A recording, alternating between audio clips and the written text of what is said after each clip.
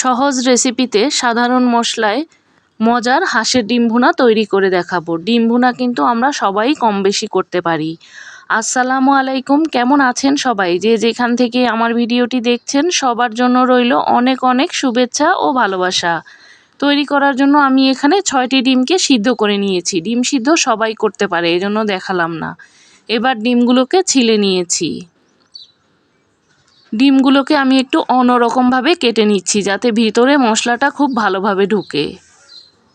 ডিমগুলোর দুই পাশটা এরকম করে কেটে নিচ্ছি, দেখে বুঝে নেবেন কিভাবে করছি।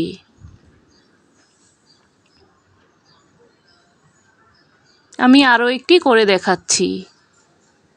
সবগুলো ডিমকে আমি একইভাবে কেটে নিয়েছি, এতে করে ডিমের ভিতরে খুব সুন্দরভাবে মশলাটা ঢুকবে। এবার সামান্য লবণ, সামান্য হলুদের গুঁড়া দিয়ে ডিমগুলোকে মেখে নেব।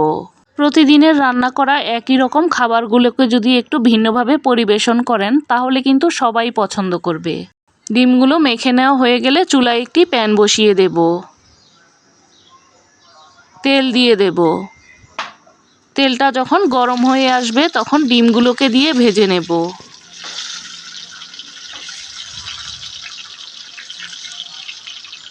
ডিম ভাজতেও সবাই পারে, তারপরও আমি করে দেখাচ্ছি।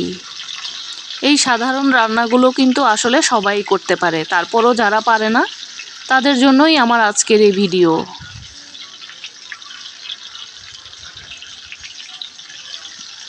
ভেজে নেওয়া হয়ে গেলে এবার ডিমগুলোকে তুলে নিচ্ছি। ডিমগুলোকে কিন্তু আমি কিছুটা হালকা করেই ভেজে নিয়েছি, খুব বেশি লাল লাল করিনি।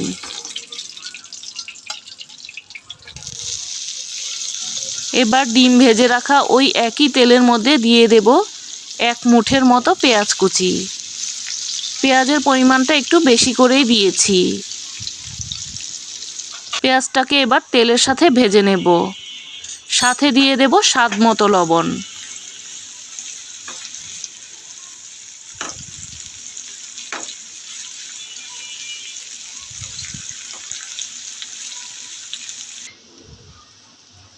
পেঁয়াজটা যখন কিছুটা এরকম লালচে কালার হয়ে আসবে দিয়ে দেব আধা চা চামচ হলুদের গুঁড়া।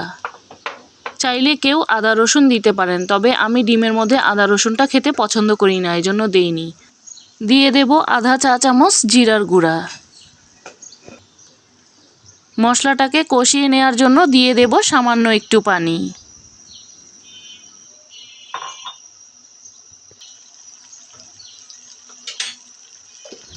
এক চা চামচ লাল মরিচের গুঁড়া। ঝালটা আমি একটু বেশি পরিমাণে দিয়েছি, আপনারা আপনাদের পছন্দ অনুযায়ী ঝালটা নিয়ে নেবেন। মশলাগুলোকে এবার খুব ভালোভাবে কষিয়ে নেব। দিয়ে দেব মাঝারি সাইজের একটি গ্রেট করা টমেটো। চাইলে কুচি করে বা ব্লেন্ড করেও দিতে পারেন। টমেটোটা দেওয়ার পর খুব ভালোভাবে কষিয়ে নেব যেন টমেটোর কাঁচা গন্ধটা না থাকে। মশলা আর টমেটো ভালোভাবে কষিয়ে নেওয়া হয়ে গেলে এখন ভেজে রাখা ডিমগুলোকে দিয়ে দেব।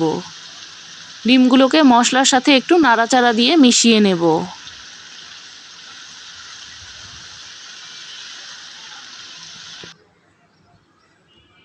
এবার দিয়ে দেব 1 কাপ পরিমাণ পানি। আপনারা আপনাদের পরিমাপ অনুযায়ী নিয়ে নেবেন। দিয়ে দেব 5-6টির মতো কাঁচামরিচের ফালি। এবার দিয়ে দেব আধা চা চামচ গরম মশলার গুঁড়া। ডিম ভুনার মধ্যে গরম মশলার গুঁড়াটা দিলে কিন্তু ডিমের ঘ্রাণটা খুবই ভালো আসে।